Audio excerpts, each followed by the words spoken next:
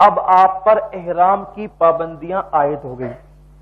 مرد اور عورت میں احرام کی پابندیاں کیا کیا ہے؟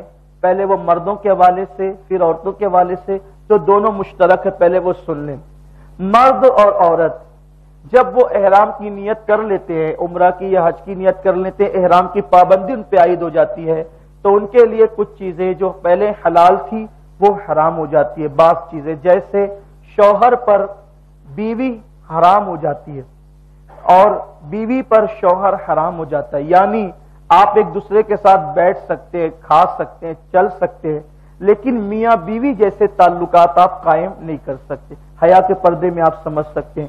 پھر میاں بیوی کے درمیان جو حیا کی باتیں ہوتی ہے، مخصوص باتیں، وہ باتیں بھی کرنا حرام ہو جاتی ہے. یعنی وہ باتیں بھی آپ بات بھی وہ والی باتیں نہیں کر سکتے جس سے آدمی کے جذبات ابھرتے ہوں، وہ باتیں کرنا بھی حرام ہو جاتی ہے اور وہ کام کرنا بھی حرام ہو جاتا ہے. ٹھیک ہے، البتہ دنیا کی باتیں، دین کی باتیں، خاندان کی باتیں، یہ ساری باتیں جو عام طور پہ ہوتی ہیں وہ جائز کی جا سکتی ہے. ویسے بھی زیادہ تر ذکر اذکار کرنا چاہیے. دوسری بات، مرد اور عورتوں کے لیے یہ مشترک ہے، وہ کوئی خوشبودار چیز استعمال نہیں کر سکتے، جیسے عطر استعمال نہیں کر سکتے، کچی لونگ نہیں کھا سکتے، کچی الائچی، دار چینی کچی نہیں کھا سکتے. البتہ اس کو ڈال کر کھانا پکایا گیا تو وہ کھا سکتے. اسی طرح سنترا خوشبودار پھل سونگھ نہیں سکتے، البتہ اس کو کھا سکتے. اسی طریقے سے جاوتری وغیرہ یا کوئی خوشبو کی چیز پلو میں نہیں باندھ سکتے یہ. اور پھر اپنے ناخن نہیں کاٹ سکتے. اسی طریقے سے اپنے بال نہیں توڑ سکتے، جو نہیں مار سکتے. اسی طریقے سے جنگلی جانور کا شکار عام طور پہ کوئی کرتا بھی نہیں ہے، لیکن جنگلی جانور کا شکار مسئلہ ہے، نہیں کر سکتے. اگر کوئی شکار کر رہا ہو تو اس کی رہنمائی بھی نہیں کر سکتے. اسی طریقے سے جو ہے وہ کسی جاندار کو، یعنی کہ اس کو بغیر ضرورت کے ایذا پہنچانا، وہ تو یوں بھی ناجائز ہے. احرام کی حالت میں اور زیادہ اس میں شدت ہو جاتی ہے. ایسے انداز سے وضو کرنا کہ مرد کے لیے کہ وہ داڑھی کے بال اس کے ٹوٹے، یعنی اس کو رگڑنا. ویسے بھی عام طور پہ وضو کرنے کی سنتوں میں یہ ہے کہ چہرہ مل کر، جیسے عام طور پہ لوگ کرتے ہیں نا، ایک دم بالکل چہرہ مل کر جنگی پیمانے پر، جس کو وضو کہہ سکتے ہیں آپ، تو یہ ویسے بھی اسلام میں نہیں ہے. چہرے کا وہ جو دھلنے کا انداز ہے وہ اتنی نزاکت کے ساتھ اللہ کے حبیب علیہ السلام کرتے تھے کہ حضور علیہ السلام جب پانی چہرے پہ ڈالتے تھے تو یوں ہلکے انداز سے ڈالتے تھے اور بہت ہلکے انداز سے حضور علیہ السلام داڑھی کا مسح کرتے تھے. یوں بھی چہرے کو بہت ملنا یا داڑھی کو بہت ملنا، یہ فزیکلی طور پر سائنس بھی کہتے کہ اس میں نقصان ہے. اس طریقے سے نہیں کرنا چاہیے. اس سے چہرے کی رونق اور جو وہ جلد کی چمک ختم ہوتی ہے بہت چہرہ ملنے کی وجہ سے. اس لیے امام حضرت مجدد الفسانی کے ملفوظات اٹھا کر دیکھیں، بہت ہلکے انداز سے پانی ڈالا جاتا ہے، بہت ہلکے انداز سے عام طور پہ وضو کرنا چاہیے. اور احرام میں تو اور احتیاط کی ضرورت ہے کہ بال نہیں ٹوٹنے چاہیے. عورتیں بھی سر میں کنگھی، اس انداز وہ تو کنگھی کرے بھی نا احرام کی حالت میں، کہ کنگھی کرے گی تو اس کے بال ٹوٹیں گے اور بال ٹوٹنے پر اس پہ کفارہ لازم ہو سکتا ہے. عورتیں حالت احرام میں جو ہے وہ منہ نہیں چھپا سکتی. عورتوں پر تو پردہ فرض ہے کہ ان کو منہ چھپانا چاہیے، لیکن احرام کی حالت میں ان کو چاہیے کہ وہ سر چھپائے، بدن پورا چھپائے، لیکن وہ چہرے کی اتنی جو ٹکلی ہے یہ چہرہ کھلا رکھے. اگر عورتیں جان بوجھ کر کے کپڑے سے چہرہ چھپائے گی اور وہ کپڑا چہرے پہ لگے گا تو ان پر کفارہ لازم آئے گا.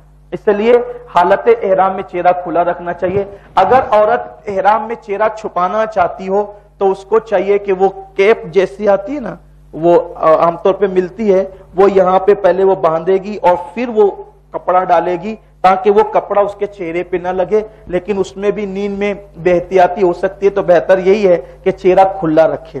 اب احرام کی حالت میں عورت کو چہرہ کھلا رکھنے کی اجازت ہے، اجازت نہیں بلکہ اس کو حکم ہے کہ وہ چہرہ کھلا رکھے، کیونکہ یہ اللہ تبارک و تعالیٰ کا امتحان ہے. مردوں کو کہا نظر جھکانا، عورتوں کو کہا کہ چہرہ کھلا رکھنا. یعنی حج کا امتحان یہی سے شروع ہو گیا ہے اور مردوں کے لیے حکم ہے. ارے خود کی عورت جب حرام ہو جاتی ہے احرام میں تو دوسری عورتیں جو پہلے سے حرام ہیں ان کی اوپر نظر اٹھانا کتنا سخت جرم ہوگا. تو جو حج جو ہے نا وہ بہت آزمائش اور امتحانوں کا نام ہے.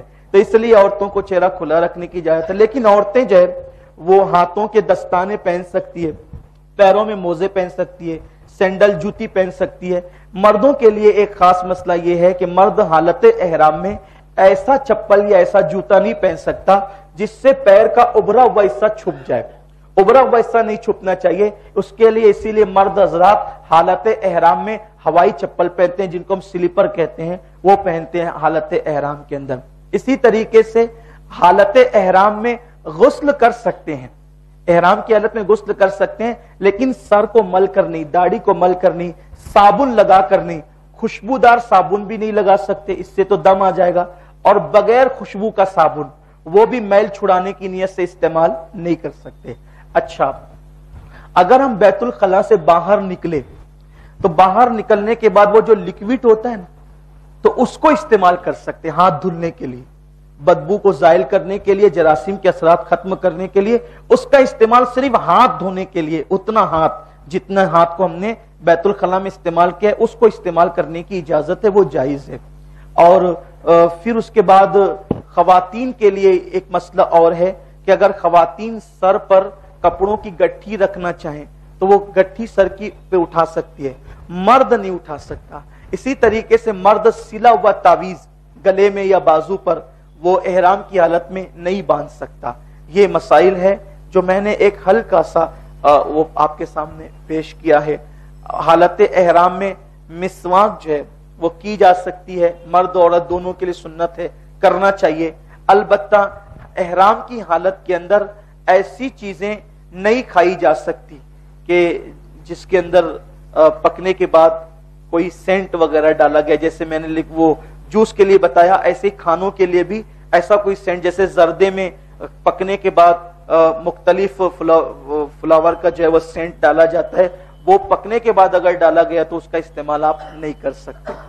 اللہ تبارک و تعالی احرام کی پابندیوں کو نبھانے کی آپ کو ہم سب کو توفیق نصیب فرمائے.